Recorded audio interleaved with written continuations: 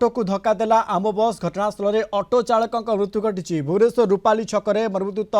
सड़क दुर्घटना घटी तेबे ऑटो पछपटे आसी धक्का देइतिला आम बस तेबे घटनास्थल में चापा उत्तेजना लगी रही भुवनेश्वर डीसीबी पहुंची उत्त्यक्त लोकों को बुझासुझा करुछंती दुर्घटना घटाई बस टी रूट नंबर 32 बोली जनापड़ी। तापस परिडा भुवनेश्वर रिपोर्टर आम सहित लाइव जोड़ी। तापस बर्तमान जदि आम देखा ये बर्तमान जदि आम कह बस को अटक रखा जाइए बस ड्राइवर को किसी पचराचरा कराउछि कि घटना घटला एबेकार दृश्य किभଳି रही तापस देखो तो मनोज प्रतिदिन परी ये जो बस टी रही रूट नंबर 32 बरमुंडारू लिंगराज अभिमुखे ए बस टी जीवासिया करथाए आज ठीक से ओडी 33A